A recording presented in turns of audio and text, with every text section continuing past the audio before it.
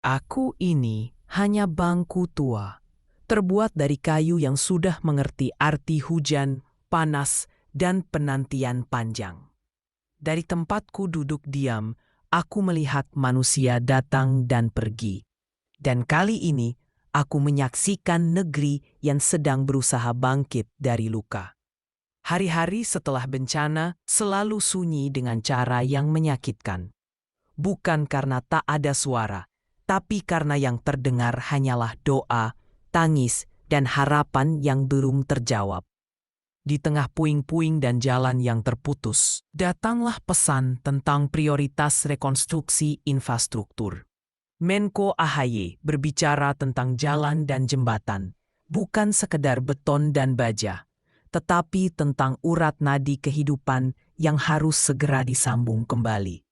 Alat-alat berat dikerahkan, bukan untuk pamer kekuatan, melainkan untuk membuka jalan agar bantuan bisa sampai, agar anak-anak bisa kembali ke sekolah, dan agar roda ekonomi bisa kembali berputar meski pelan. Namun aku tahu, jalan saja tak cukup untuk menyembuhkan luka. Yang lebih mendesak, seringkali tak terlihat megah. Air bersih. Seteguk air yang layak minum bisa menyelamatkan lebih banyak nyawa daripada pidato yang panjang. Tanpa air bersih, penyakit datang tanpa permisi, menyerang mereka yang sudah lelah bertahan. Perhatian pun diarahkan pada fasilitas umum, sekolah yang runtuh, puskesmas yang sunyi, rumah ibadah yang retak. Bangunan-bangunan itu bukan sekedar tembok, melainkan tempat manusia mencari ilmu, kesehatan, dan ketenangan batin. Lalu pembicaraan beralih pada sesuatu yang paling dirindukan para pengungsi, rumah. AHY mengusulkan sesuatu yang terdengar sederhana, namun penuh makna. Perbaiki dulu rumah yang rusaknya ringan, agar mereka yang masih bisa pulang tak perlu berlama-lama tidur di tenda, tak perlu berdesakan, tak perlu kehilangan rasa pulang. Aku melihat kebijaksanaan di sana. Karena pengungsian bukan tempat hidup, ia hanya tempat bertahan. Namun ada pesan lain yang tak kalah penting, tentang tata ruang dan keamanan lahan. Jangan membangun hanya karena ada tanah kosong, tapi bangunlah di tempat yang aman, agar luka yang sama tak terulang pada generasi berikutnya.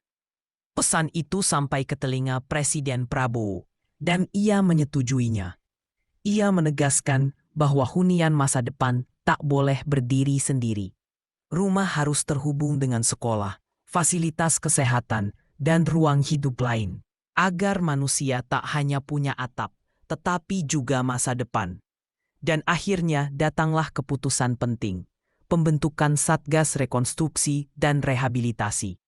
Sebuah badan khusus, agar penanganan bencana tak berjalan sendiri-sendiri, agar perencanaan terintegrasi, agar bantuan tak tumpang tindih, dan agar harapan tak tersesat di meja birokrasi. Aku bangku tua ini tak mengerti soal anggaran atau regulasi. Tapi aku mengerti satu hal. Bencana menguji bukan hanya kekuatan bangunan, melainkan ketulusan niat dan ketepatan langkah. Semoga keputusan hari ini menjadi cerita bangkit esok hari, agar suatu saat nanti, di atas bangku sepertiku, yang duduk bukan lagi mereka yang kehilangan segalanya, melainkan mereka yang bersyukur karena negeri ini belajar dari luka. Aku bangku tua, dan aku akan terus bercerita, selama harapan masih mau mendengar.